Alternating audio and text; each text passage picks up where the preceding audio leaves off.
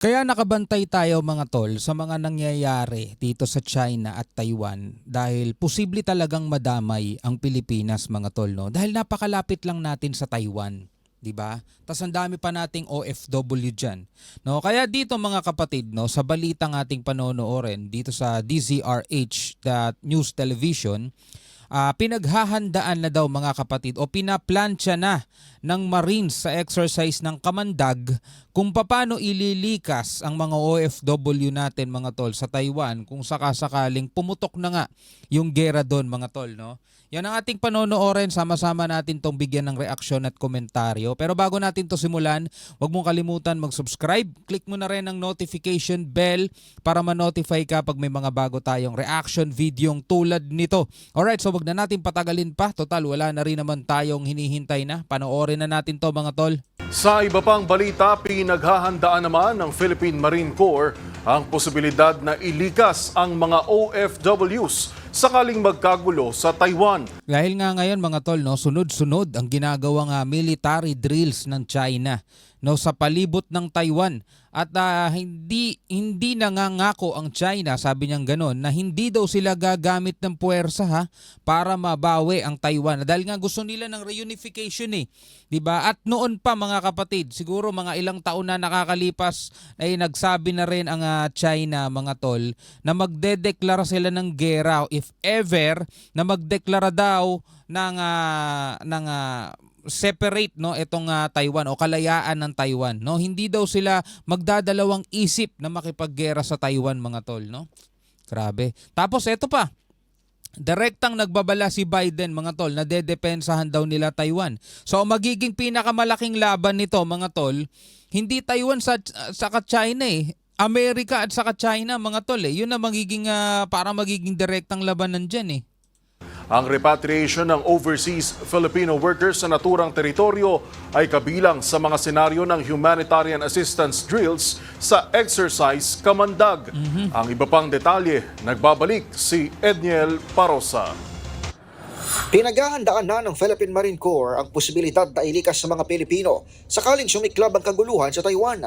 Well, okay na yung maging handa, no? Pero syempre, ipanalangin pa rin natin na wag nawa sana mangyari, no, na magkaroon ng isa pang panibagong gera naman dito kung saan malapit sa atin mga tol, dahil talagang napakalapit niyan at posible tayong madamay, lalong-lalo na nagbabala ang Amerika sa China at ang Amerika merong mga base militar dito sa atin mga tol, 'di ba? May mga EDCA sites tayo na pwede daw, sabi nga ng iba pwedeng maging target, no? Pwedeng maging target ng China. Yan ang kinumpirma ni Brigadier General Vicente Blanco III kasabay ng pag-arangkada na exercise Kamandag kasama ang United States Marines at iba pang bansa. Ayon kay Blanco, exercise director ng Kamandag, kabilang sa mga senaryo ng kanilang humanitarian assistance drills ay ang repatriation ng overseas Filipino workers sa naturang teritoryo. Yeah. Pero nilinaw ng opisyal na hindi nakatuon ang military exercise sa Northern Luzon at Palawan sa kasabay na joint patrol ng China sa paligid ng inaangkin nilang Taiwan. I think it's more of a preparing our forces whenever there will be repatriation of our OFWs. We are not exercising to join the fight. Ginawa ni Blanco ang pahayag matapos formal na buksan ng ikawalo at pinakamalaking bersyon ng Kamandag. Tampok ang higit 2,000 sundalo at mga pulis. Sasabak dito ang ilang miyembro ng PNP at Philippine Coast Guard kasama ng marine personnel mula Pilipinas, Amerika, South Korea, Japan, United Kingdom, Australia Dami. at observers galing France, Thailand at Indonesia. Para sa MBC TV Network News. Diba? So ito ang pinaghahandaan ngayon mga tol at dapat nakabantay tayo dyan, no? Pero lagi nga natin sinasabi, ayaw natin ng gulo, ayaw natin ng gera. Dahil kung nakikita ninyo at napapanood naman ninyo mga tol, kung ano ang mga kaganapan, diba, sa gitnang silangan mga tol, ayaw natin yun na mangyari dito sa atin. Pero wala sa atin ang kontrol. Diba? Kasi hindi naman tayo part ng Taiwan at hindi tayo part ng China Silang dalawa yung naglalaban mga tol 'Di ba? Tapos etong US, do sinusuportahan na nila ang Ukraine, sinusuportahan na nila ang Israel, mga tol, eto rin, no? Sinusuportahan din nila ang Taiwan. So napakarami na nilang laban na pinupuntahan, mga tol. 'Di ba? At kapag yan ay nangyari pa dito na malapit sa atin, talagang ewan ko na lang kung anong mangyayari. At dito nga, sabi nga sa isang balitang pinanood natin, ito'y posibleng magpatigil ng mundo, mga tol.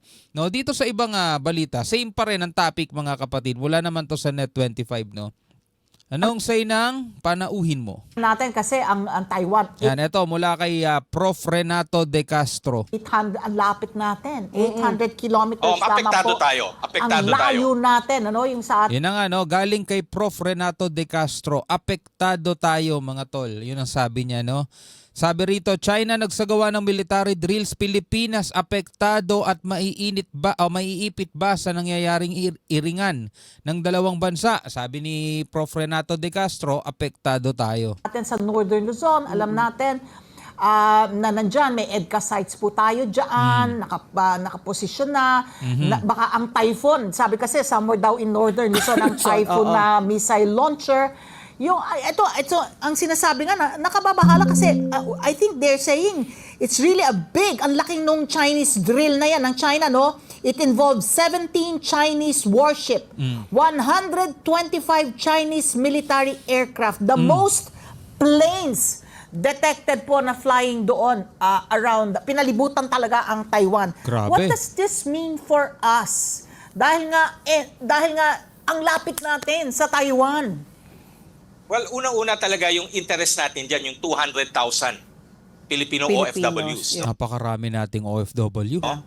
Kaya interestingly, yung scenario na kinundak ng Kamandag, yung evacuation ng 200,000 Filipinos just in case magkaputukan dyan. But of course, it's easier said than done. Evacuate mo yung 200,000 Filipinos. Plus of course, hindi rin natin ma-avoid na mag-evacuate ng mga ilang Taiwanese citizens Tama. for humanitarian purposes. Tama. But it will be conducted under, of course, intense, under fire, no? So, that's a challenge. Pangalawa ho, of course, yung geography. Napakalapit yan. Ayaw ho natin. Pinapaligidan na nga tayo ng mga Chino sa West Philippine Sea, South China Sea. Tapos mapapaligidan pa nila tayo sa Luzon Strait.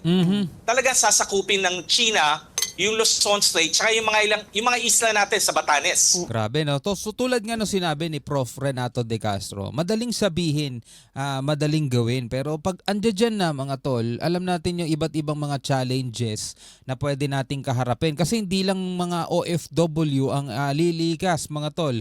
Malamang pati yung ibang mga Taiwanese nga para daw sa humanitarian na purposes, mga tol, 'di ba? Pero habang nagkakaroon ng putukan, mga tol, at ng sabugan diyan, yun doon tayo magkakaroon ng hirap 'di ba? Doon tayo magkakaroon ng hirap. Napakaliit lang ng Taiwan, 'di ba? Maliit lang ang Taiwan, sobra, parang isla lang 'yan, mga tol.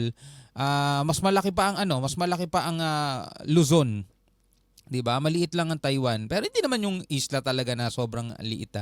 Pero mga tol, isipin mo papalibutan ng China yung buong Taiwan, pati rito sa may Luzon Strait, 'di ba? Paano tayo makakatawid diyan kung barko-barko? Kung eroplano naman, mga tol, napakarami din ang nagliliparang mga mga eroplano ng China. Pero yun nga ang papel nung Kamandag exercise para maplansya na nila kung paano yung gagawin nilang repatriation if ever nga na magsimula ang gulo. Kasi kailangan nilang i-secure Dapat talaga nilang paligidan ang Taiwan. Kung papaligidan talaga nilang Taiwan, sasakupin din nila yung Luzon Strait.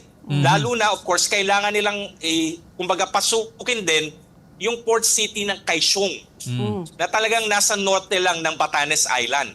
So talagang maapektuhan tayo whether we like it or not. Yeah. Plus, of course, pag pumasok dyan ng Amerika, meron tayong Mutual Defense Treaty. So, 'Di ba? May Mutual Defense Treaty. Yung sinasabi ni Prof. De Castro. Ibig sabihin, ang Amerika, kapag inatake sila ng Taiwan at in-invoke nila yung MDT, Mutual Defense Treaty, talagang, alam mo na, mauobliga tayong tumulong, no, sa kanila. Hindi natin pwede sabihin sa Amerikano, neutral kami dyan kasi meron tayong kasunduan. Correct. An attack on one will be considered an attack to the other party. Oo. So, Professor, do you think, no, na sana naman hindi mangyari dahil ang dami na nating nararanasan ng mga digmaan, no? Tama. Nag-umpisa dyan sa Ukraine and Russia, Tama. tapos ngayon sa Israel at saka sa Iran, sa Hezbollah, tapos ngayon, no, talagang umiinit na talaga yung tensyon. If push comes to shove, and China, kasi ang Amerika ayaw na nila talaga masyadong di ba, makialam. Kumbaga, magpapadala na sila ng tulong, pero no boots on the ground. Pero baka ngayon magpalit. Kung sakali man, sugurin po ng China ang Taiwan na sana naman na hindi mangyari, digmaan na ba talaga yon? Ang Amerika rin ba ay tutulo? Magpapadala na rin po ba sila ng mga sundalo? Papadala na rin ba nila yung kanilang mga barko, mga eroplano, para talagang magkaroon po talaga ng gera na laban mula China versus Taiwan and the US and allies, of course, of the US? Well, una-una kasi yung polisiya ng Amerika, strategic ambiguity. No? Ang basehan Strategic talaga nila ng ambiguity. pagtulong sa Taiwan, yung tinatawag ng Taiwan's Relations Act.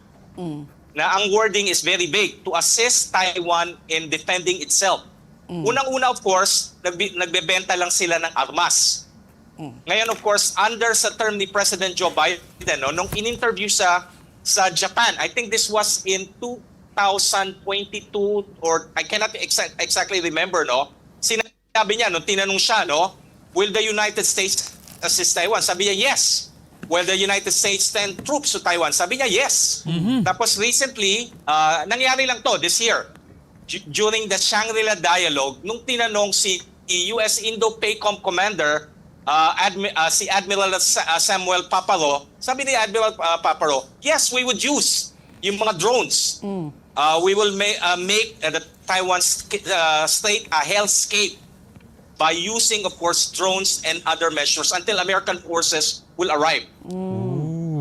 So I think I have reasons to believe na the United States will not remain neutral. Grabe mga tol, kilabutan ako dyan sa mga bagay na ganyan, no? Isa pa, no, kapag eto si Xi Jinping nagsimula na ng pagsugod dito sa Taiwan, mga tol, merong isang inggiterong leader na malamang susunod na rin. Si Kim Jong-un, mga tol, di ba? Nagsimula na nga si Kim Jong-un, pinasabog niya yung mga daan, dalawang major roads, no, na nagdudugtong sa North Korea at sa South Korea. At ang naman, South Korea naman ay gumantet, nagpaputok sila, mga tol, nag-open fire sila doon, mga tol. Kapag eto si Xi Jinping nagsimula na, malamang susunod na rin to si Kim Jong-un, mga tol, at sunod-sunod na, mga kapatid, no? Yan ang mga ayaw natin mangyari. Naku po. And of course, if the United States get involved in that Taiwan scenario, other US allies are expected to assist the Tama. United States. At lalo na Pilipinas, mga tol, since nga meron tayong MDT, halimbawa ang isang warship ng China ay tinira ang warship ng Amerika, mga tol, yun ay nangangahulugan na sila ay inaatake na rin, mga tol. At doon nga pwedeng ma-invoke yung Mutual Defense Treaty at talagang hindi, sabi nga ni Prof. Renato De Castro, hindi tayo pwedeng magsabing neutral tayo, mga tol. Kasi nga meron tayong kasunduan. At ganun din naman ang gagawin ng Amerika kapag inatake naman ng mga barko natin ng armed attack, mga tol. Diba? Hindi water cannon ang labanan dito, mga tol. Kapag pumutok ang labanan dito sa Taiwan at saka sa China, hindi water cannoning yan. Talagang labanan yan. Lalo na, ang pinaka-importante, of course, is Japan. Susunod Malapit. Australia, Yeah. possibly South Korea, and of course, Canada. dahil malapit natin, neighbor tayo, and of course, we have the EDCA sites, we have to honor our treaty commitment to the United States. Kundi walang bansa na maniniwala sa atin. Grabe. Ayan na nga mga tol.